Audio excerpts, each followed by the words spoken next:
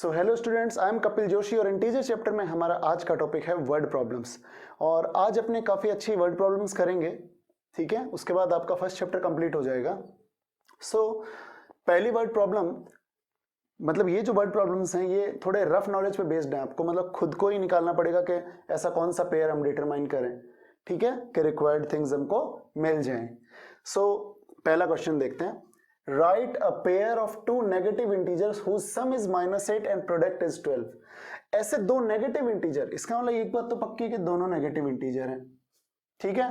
उनका सम आना चाहिए -8। एक बात आपको ये पता है कि माइनस माइनस वाले दो नंबर्स को ऐड करते हैं तो होती तो ऐड है और साइन माइनस का रहता है। इसका मतलब यहाँ पे उन्होंने ये चीज गिवन कर रखी है। बट द सम इज 12 यानी +12, और आपको तो पता है माइनस माइनस प्लस होता है मल्टीप्लाई के अंदर, है ना। तो एक तरह से परफेक्टली ऑल राइट है ना। नाउ अब आपको ही निकालना है, तो -8 के लिए अपने पास जो पेयर्स आएंगे वो आएंगे -1 -7, -2 -6, -3 -5 -4 -4, इस तरीके से आगे चलते जाएंगे, है ना। -1 -7, अगर इनका सम तो -8 आ रहा है बट 7 वन जा तो 7 ही होता है। बट अगर आप इसको देखोगे -2 -6, -8 तो बनता है बट माइनस माइनस प्लस का 12 भी बनता है। 6 2 जा 12, 5 3 इज द 15, 4 4 इज द 16, है ना। सो द आप लिखोगे the required pair of integers is -2 and -6। आप इसको लिख दोगे दैट इज, या सच दैट भी लगा सकते हो। -2 सॉरी पहले सम लिख देते हैं। Sum equals to -2 plus -6 equals to -8, और प्रोडक्ट में आप लिख दोगे -2 इंटू -6 इक्वल्स टू प्लस का 12। Now here is the answer. बड़ा सिंपल सा था, है ना। आगे बढ़ते हैं। Write a positive and a negative integer whose sum is -6 and difference is 14। यानी इस बार आपको एक पॉजिटिव और एक नेगेटिव रखना है, तो पॉजिटिव वालों को आगे रख देते हैं। एक बार अपने को 3 और 4 यूं लेने पड़ेंगे ताकि कुछ पेयर्स मिले। A positive integer negative integer whose sum is -6। एक बात आपको याद रखनी है, अगर सम -6 आ रहा है और एक पॉजिटिव और एक नेगेटिव है तो एक बात तो पक्की है कि नेगेटिव वाला बड़ा मिलेगा। क्यों? क्योंकि तभी माइनस वाला बचेगा ऐड करने के बाद, ठीक है। तो अपने लेते हैं से एक -1 लेंगे तो एक लेना पड़ेगा -7, क्योंकि 1 में से 7 गया तो माइनस का 6 बचा। 2 लेंगे तो 8, 3 लेंगे तो 9, 4 लेंगे तो 10। नाउ ये पेयर अपने पास कुछ आ गए, आगे भी आ सकते हैं बट मोस्टली ऐसे जो क्वेश्चंस है, क्योंकि देखो इसका डिफरेंस भी तो 14 ही आ रहा है जो कि मोस्टली 10 के आसपास ही है, तो ये नंबर भी 10-15 के अंदर ही मिलते हैं।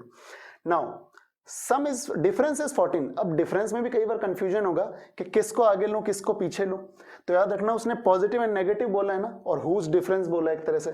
तो इनको जब भी ऐसा आ जाए एंड डिफरेंस इज दिस, तो पॉजिटिव वाले को आगे रखो, नेगेटिव वाले को पीछे रखो अपने आप, और आपका आंसर आ जाएगा। तो नोटिस करते हैं अपने 1 -7, तो 1 -7, तो 1 + 7 ये तो 8 ही रह गया। 1 -2 -8, 2 + 8 ये तो 10 ही रह गया। 3 -9, 3 + 9 12 रह गया। 4 -10, तो ये हो जाएगा 4 + 10 14। हाँ, इसका मतलब ये वाला पेयर है। तो आप लिखोगे सॉल्यूशन में the required pair of integers is plus का 4 एंड माइनस का 10 सच दैट, या IE भी लिख सकते हो आप, दैट इज सच दैट। अपने लिखते हैं इसका सम, तो सम आ गया 4 प्लस -10, तो ये आएगा माइनस का 6। और अब आता है इसका डिफरेंस, ठीक है। तो डिफरेंस कैसे निकालोगे आप? 4 - -10, तो ये हो जाएगा 4 + 10 यानी 14, एंड दिस इज परफेक्ट। बिल्कुल सही आंसर निकालें। वैसे इसका थर्ड वन देखो, right the 3 positive consecutive integers whose sum and product is equal, यानी आपको ऐसे इंटीजर्स लेने हैं जिनका सम और प्रोडक्ट इक्वल है। तो एक बात तो पक्की है, ये शुरुआत के 5 के अंदर ही आ जाएंगे। क्यों? क्योंकि ज्यादा तो अपने कॉन्जिक्यूटिव अगर आगे लेके जाएंगे तो दिक्कतें बढ़ेंगी, है ना। सो सॉल्यूशन के अंदर अब ये भी आपकी रफ नॉलेज पे है। तो ऐसा एक पेयर मैं आपको बताता हूँ, पेयर क्या सॉरी ये जो 3 हैं ट्रिपलेट, तो ये होते हैं the required integers are 1 1 2 and 3। कुछ मतलब स्टूडेंट सोचते हैं कि 0 1 एंड 2, तो बेटा 0 का तो अगर प्रोडक्ट आप निकालोगे तो 0 का तो 0 ही रह जाएगा प्रोडक्ट, है ना। तो ऐसा प्रोडक्ट लेंगे जो नॉन जीरो टाइप हो, है ना। तो अपने लेंगे the required integers are 1 2 and 3। कैसे? देखो, तो इसका सम ले लो आप, सम आ जाएगा 1 + 2 + 3 = 6, और इसका प्रोडक्ट आ जाएगा, इसका प्रोडक्ट है 1 × 2 × 3, तो 3 2 are 5, 3 2 are 6 and 6 1 are 6। तो देखो इसका सम और प्रोडक्ट दोनों इक्वल आ रहे हैं।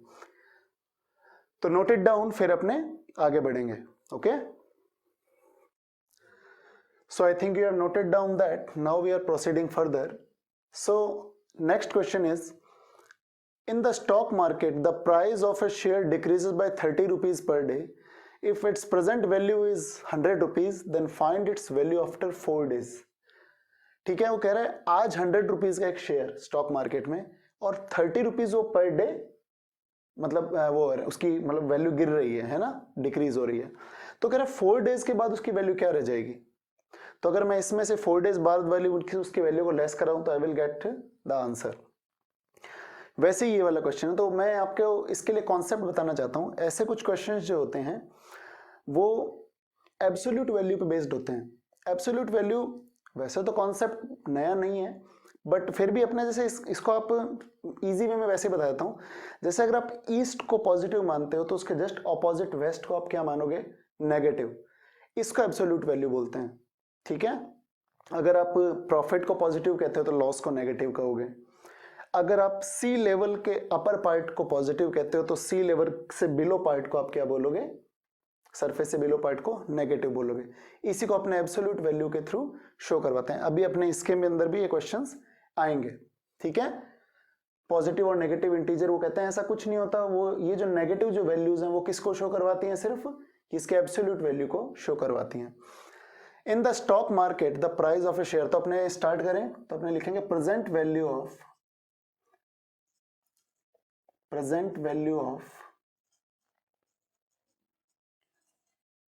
शेयर is ₹100, value decreased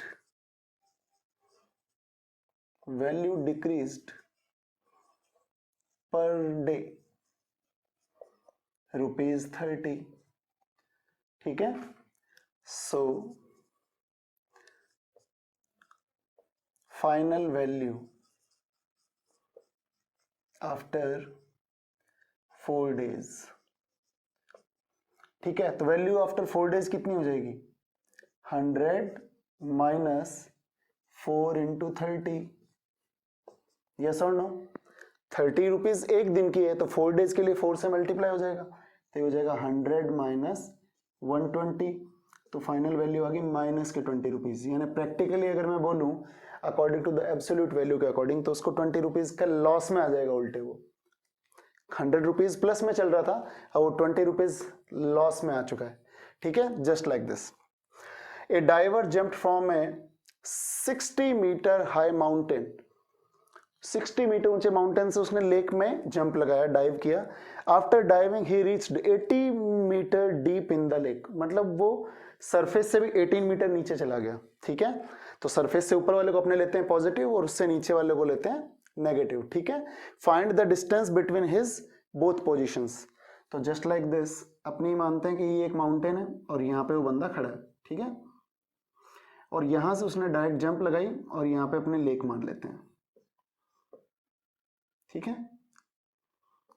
और यहां से जब उसने जंप लगाई तो वो अब मान लेते हैं यहां पहुंच गया 18 मीटर डीप, यहां, अब वो यहां है, ठीक है। सो वो ये बोल रहा है कि यहां से लेकर और यहां तक का डिस्टेंस कितना है। तो याद रखना इनके बीच अगर मैं सब्ट्रैक्शन कराऊंगा तो इनका डिफरेंस मिलेगा, और वो डिफरेंस ही डिस्टेंस होता है। तो इन अपनों को प्रैक्टिकली इसकी पोजीशंस को माइनस कराना है। ये है आपका लेवल, यानी इसी ये 0 है, इसके ऊपर जाने पर प्लस तो इसके नीचे जाने पर माइनस। सो अपने लेंगे we take mountain height by positive integer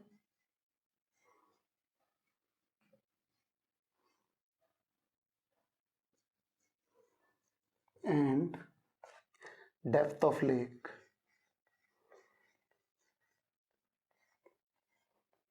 by negative integer, ठीक है। अपनों ने कंफर्म कर लिया कि अपने माउंटेन की हाइट को तो ले रहे हैं पॉजिटिव इंटीजर से और डेप्थ ऑफ द लेक को ले रहे हैं नेगेटिव इंटीजर से, है ना।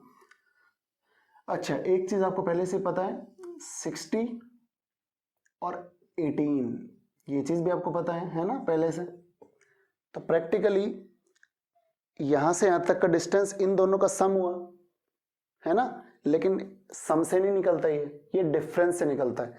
बट डिफरेंस से आप कहोगे डिफरेंस से तो सब्ट्रैक्शन होगा, नहीं, क्योंकि अपने इसको -18 लेंगे ना, तो ये -18 ही माइनस माइनस प्लस 18 बन जाएगा। तो इस बात का आपको ध्यान रखना चाहिए।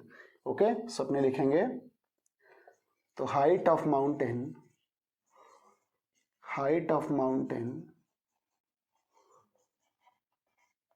कितनी है, 60 मीटर।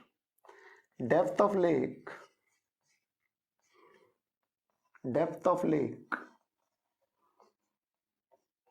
18 मीटर। वैसे तो कितनी, बट अपने इसी के अकॉर्डिंग लेंगे तो -18 लिखेंगे अपने इसको, है ना। So distance between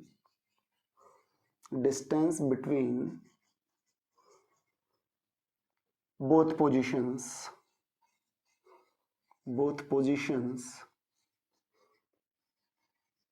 equals to 60 minus -18, तो ये हो जाएगा 60 प्लस 18।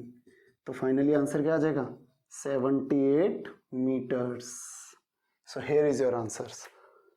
सो आगे करेंगे, but first of all note it down. Okay, so I think you have noted down that.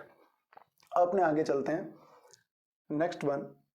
N elevator यानी lift starts from the top floor that is 170 metre high. यानी मान लो ये ग्राउंड फ्लोर है, तो ऊपर एक बिल्डिंग है वो 170 मीटर ऊंची है, और वही बिल्डिंग वो कह रहा है इफ इट इज डिसेंड्स, यानी नीचे जाने को बोलते हैं, लिफ्ट नीचे जा रही है यहाँ ग्राउंड की तरफ, at the rate of 6 metre पर minute, then find the time will it take 10 metre below the ground. मतलब ये इतना नीचे भी जाती है ये building, 10 metre below the ground.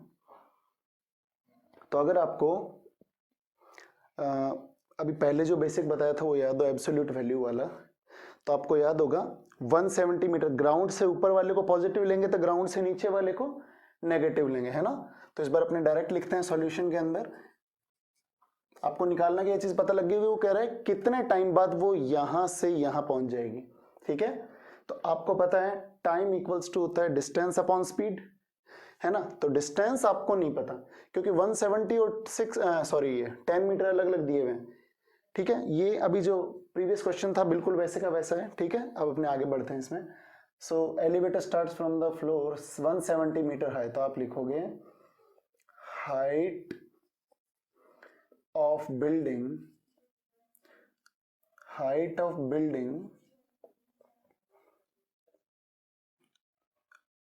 above the ground floor, ठीक है। अब कितनी मानी जाएगी, प्लस का 170 मीटर। और ऐसे अपने लिखेंगे हाइट ऑफ बिल्डिंग वैसे डेप्थ भी लिख सकते हो आप, ठीक है, height of building below the ground floor, ठीक है, बिलो द ग्राउंड फ्लोर। अब कितनी लिख दोगे 10, बट 10 की जगह अपनी क्या ले लेंगे -10। सो टोटल हाइट, अब टोटल हाइट आपको पता होनी चाहिए क्या होनी चाहिए, ऊपर और नीचे वाली पोजीशन का डिफरेंस ही होगी टोटल हाइट। यहां से यहां तक इतनी इतनी, तो इट इज 180 एक्चुअली, बट यहां कैसे लिखेंगे इंटीजर्स की फॉर्म में, दोनों को इनिशियल और इस पोजीशन को वो कराएंगे, तो 170 माइनस -10, तो एक्चुअली ये आ जाएगा माइनस माइनस प्लस, तो ये आ जाएगा 180 मीटर। अब अपने आगे बढ़ते हैं। सो अब अपने लिखेंगे speed, descending speed,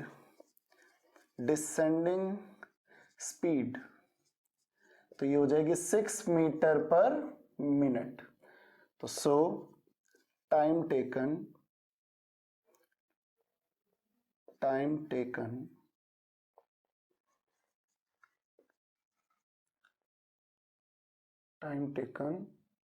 to reach below the ground.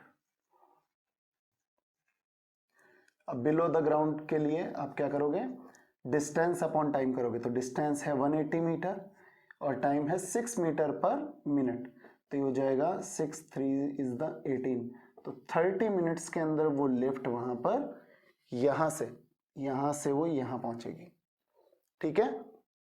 अगला क्वेश्चन देखो, Mohan lives in Srinagar, the change in temperature over there in 3 hours is given below. सुबह 3 आवर्स के अंदर जो चेंज आया है वो चेंज उसने आपको दिखाया है। 5 AM से 6 AM के बीच इतना कम हुआ, यानी 6 बजे के आसपास, अगर 0 था तो 0 से इतना कम हो गया ऐसे। 6 AM से 7 AM के बीच में इतना था, 7 AM से 8 AM तक आते आते इतना बढ़ जाता है क्योंकि इस बार प्लस है। तो कह रहा है मोहन ने नोटिस किया सुबह 5 बजे उठकर that the temperature was -3 degree centigrade. Then what is the temperature at 7 AM और 8 AM, ठीक है। तो I am rubbing it off, ठीक है, आप वीडियो को पॉज करके इसको उतार लेना। तो आगे बढ़ते हैं। तो आई थिंक क्वेश्चन तो आपको समझ में आ गया होगा, ये बड़ा इजी है। सो अपने लिखेंगे temperature at 5 o'clock, temperature at 5 o'clock या 5 AM, कितना नोटिस किया उसने 3 डिग्री सेंटीग्रेड। अपने ए पार्ट लिखते हैं, टेम्परेचर एट 6 AM इतना है, टेम्परेचर एट 7 AM इतना है। तो अपने लिखेंगे, क्योंकि ये बहुत ज़्यादा बड़े आंसर्स नहीं है, तो अपने लिखेंगे टेम्परेचर एट 7 AM। अब 7 AM के अंदर आप क्या लिखोगे, -3 डिग्री सेंटीग्रेड तो था, उसमें ऐड करेंगे कितना 6 AM वाला भी, क्योंकि इतना और ज़्यादा डीप हो गया वो, है ना। तो it is -1.5 degree centigrade plus -2 degree centigrade. अब इतना कम हो गया, वो तो अपना उसने अपनों से मांगा ही नहीं 6 o'clock का, वरना अपने 6 o'clock का भी निकाल के दिखा सकते थे, है ना। So your answer is plus minus, तो माइनस का 3 डिग्री सेंटीग्रेड प्लस माइनस का 1.5 डिग्री सेंटीग्रेड प्लस माइनस का 2 डिग्री सेंटीग्रेड। तो फाइनल आंसर इज, तीनों माइनस के हैं तो all are added and the sign will be negative. तो 5.5 सॉरी 6.5, तो माइनस का 6.5 डिग्री सेंटीग्रेड, ये आपका आंसर आ गया। यानी 7 o'clock के आसपास इतना था। अब मान लेते हैं ड्यू टू सन, मतलब धूप निकलने की वजह से शायद थोड़ा बढ़ गया होगा, है ना, इंक्रीज हो गया होगा। तो B part, what is the temperature at 8 AM। अब 8 AM पे थोड़ा सा इंक्रीज हुआ है, ठीक है, तो आपको तो वही काम करना है।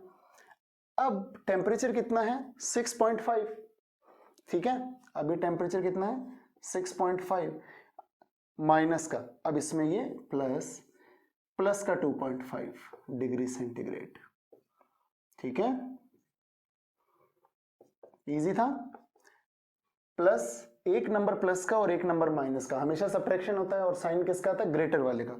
तो यहाँ पे ग्रेटर 6.5 है, लेस हमेशा इसमें से ही होगा। तो देखो 5 - 5 0, 6 - 2 4, ठीक है, एक बार 0 हटा देते हैं, तो इट इज 4 डिग्री सेंटीग्रेड और बड़ा नंबर वाला साइन, यानी अब उसका टेम्परेचर कितना है, -4 डिग्री सेंटीग्रेड है।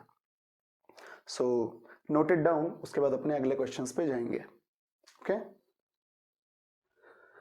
So I think you have noted down that one, so now proceed. ये भी एक बहुत ही प्यारा क्वेश्चन है, मार्क्स के ऊपर डिपेंडेड है सारा। इन अ क्लास कंटेनिंग 10 क्वेश्चंस, मतलब सॉरी क्लास टेस्ट होना चाहिए यहाँ, इन अ क्लास टेस्ट, एक क्लास टेस्ट है, इसमें 10 क्वेश्चंस है, 5 marks awarded for correct answer, -2 marks awarded for incorrect answer and 0 marks awarded for not attempting the questions. ठीक है, तो राम ने 4 करेक्ट आंसर दिए, 6 इनकरेक्ट, तो उसका स्कोर बताओ। श्याम ने 5 करेक्ट 5 इनकरेक्ट आंसर दिए, उसका स्कोर बताओ। हीना ने 3 करेक्ट और 5 इनकरेक्ट आंसर दिए, मतलब 5 + 3 तो 8 ही होते हैं, यानी उसने 2 क्वेश्चंस अटेम्प्ट नहीं किए होंगे। So find her score. तो हर एक टीचर का अपना अलग मेथड होता है इसको करने का, स्टूडेंट का भी, तो मैं इसको टेबल वाले मेथड से करा रहा हूं, है ना। So first of all you will write Ram, ठीक है, इसको खुला खुला लिख दो आराम से, राम। तो राम स्कोर के लिए पहले शुरू करो, 4 करेक्ट आंसर्स, 6 इनकरेक्ट आंसर्स और नॉट अटेम्प्टेड में 0। क्यों? क्योंकि उसने कुछ किया ही नहीं, 6 + 4 10 ही होता है। तो सो द स्कोर इज, जितना भी करेक्ट किया है उसको रेस्पेक्टिव नंबर से मल्टीप्लाई, प्लस जितना भी इनकरेक्ट किया है उसको रेस्पेक्टिव नंबर से मल्टीप्लाई, ठीक है, प्लस इक्वल्स टू, बस आंसर आ जाएगा। तो 4 5 = 20 और 6 2 = 12, तो माइनस का 12, तो इसका आंसर आ गया 8। तो इसको सिर्फ 8 मार्क्स मिले, ठीक है, इसको यहीं लिख देते हैं 8 मार्क्स। आगे बढ़ते हैं, यहां आ जाओ, श्याम। अब श्याम को कैसे क्या मिला, 5 करेक्ट 5 इनकरेक्ट और इसने भी सारे अटेम्प्ट किए, इसलिए 0 नॉट अटेम्प्टेड। तो सो स्कोर इज 5 × 5 प्लस 5 × -2, और उसने आगे कुछ भी अटेम्प्ट का वो सोचा ही नहीं, ठीक है, नॉट अटेम्प्ट का।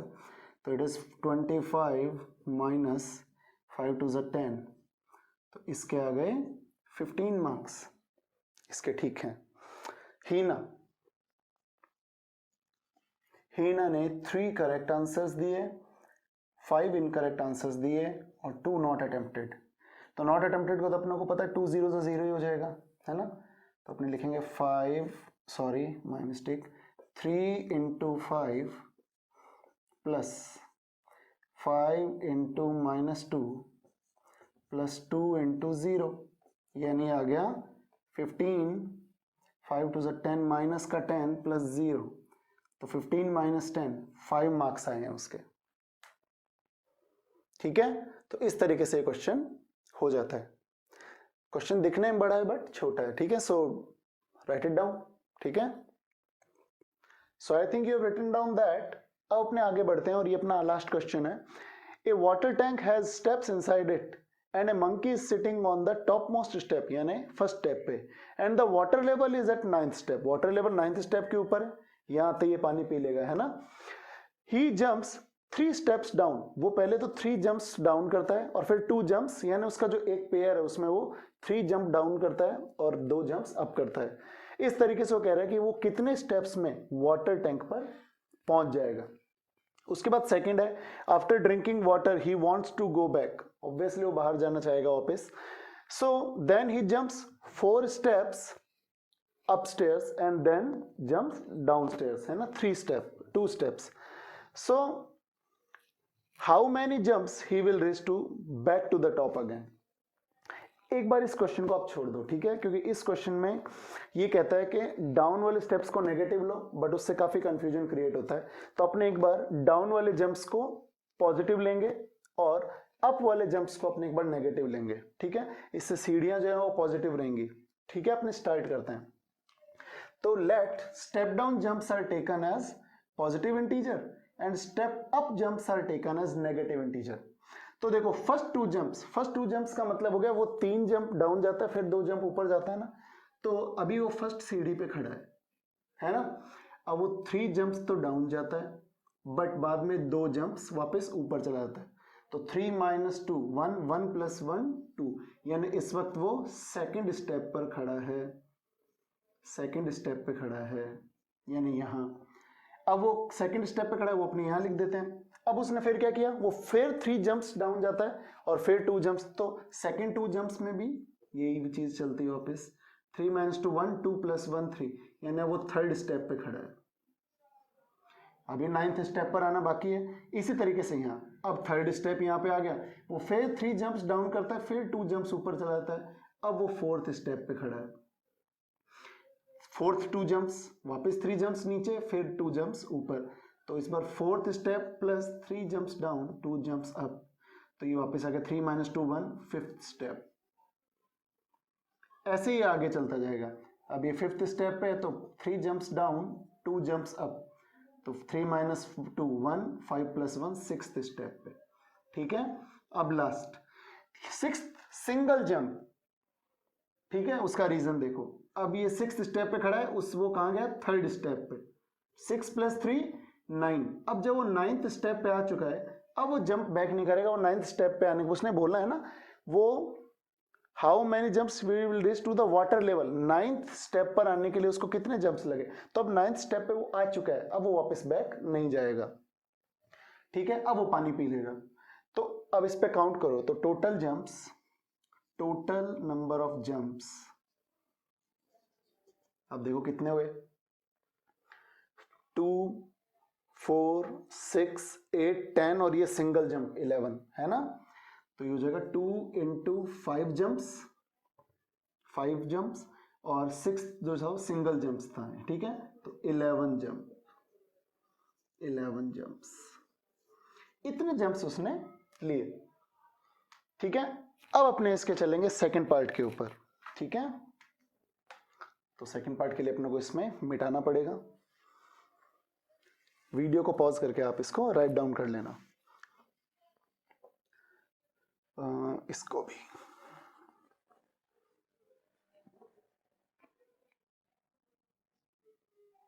अब ये मंकी यहां पे है। ठीक है, नाउ अब ये क्या करेगा, अब इसको वापस यहां आना है इस पोजीशन पे। ठीक है, अब ये क्या करेगा, he jumps 4 step up and then 2 steps back. तो अपने फिर वही वाला केस लेते हैं।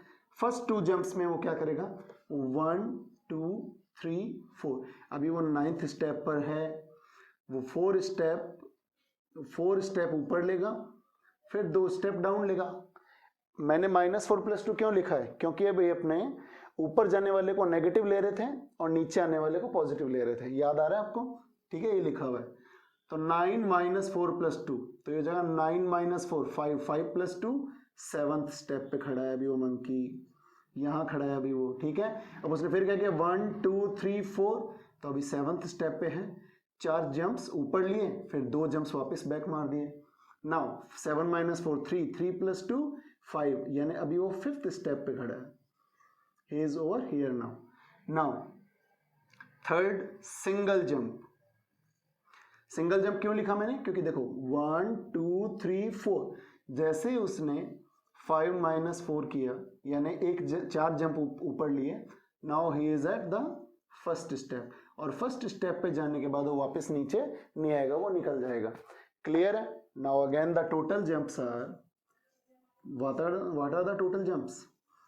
अब टोटल जंप्स हो गए, देखो उसने 2 तो लिए सिंगल जंप्स, तो 2 डबल जंप्स, और थर्ड जंप जो लिया वो लिया सिंगल जंप, तो ये हो जाएगा 4 + 1 5 जंप्स उसने टोटल लिए।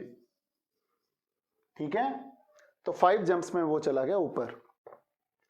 अब यहाँ पे थर्ड पार्ट स्टार्ट होता है। ठीक है, तो उसके लिए अपने को क्या करना पड़ेगा, अपने को एक बार के लिए इसको रब करना पड़ेगा। ये सिंपल सा वेरिफिकेशन है, लेकिन अब अपने इसमें थोड़ा सा चेंज लेके आते हैं। Let step down jumps are taken as negative, ठीक है, and step up jumps are taken as positive. तो कह रहे प्रूव करके दिखाओ एक तरह से, यानी वेरीफाई करके दिखाओ। -3 + 2, अब देखो वो 3 जंप नीचे आया यानी -3, फिर वो 2 जंप ऊपर गया +2, ठीक है। 11 स्टेप्स लिए थे तो लिख दो -3 + 2, -3 + 2, 1 2 3 4 5 6, -3 + 2, -3 + 2, 1 2 3 4 5 6 7 8 9 10, -3 करके देखें, ठीक है। सबको इंटीजर्स आते हैं तो पहले माइनस वालों को ऐड करते हैं। -3 -3 -6 -9 -12 -15 -18 प्लस 2 4 6 8 10, क्या आंसर आ रहा है? -8 आ रहा है। वेरीफाइड, प्रूव कर दिया ना आपने, ये देखो -8 आ रहा है यहाँ पे। एंड सेकेंड वन के लिए देखो, अब वो क्या कर रहा है, 4 जंप ऊपर गया और कितने जंप्स लिए थे उसने 5 जंप्स लिए थे ना। तो देखो तो एंड 4 -2 + 4 -2 + 4 -2 सॉरी +4 खत्म। 4 + 4 8 + 4 12, -2 -2 -4, तो ये आ गया =8। देखो ये भी सही आ रहा है, तो यहाँ पे हमारा सही है। तो प्रॉब्लम कहाँ आती है? इन दो में प्रॉब्लम आती है। अगर आप इसको शुरुआत में माइनस लेकर चलोगे तो it will create problem in दो पार्ट्स में। इस पार्ट में तो कोई टेंशन नहीं आएगी, है ना।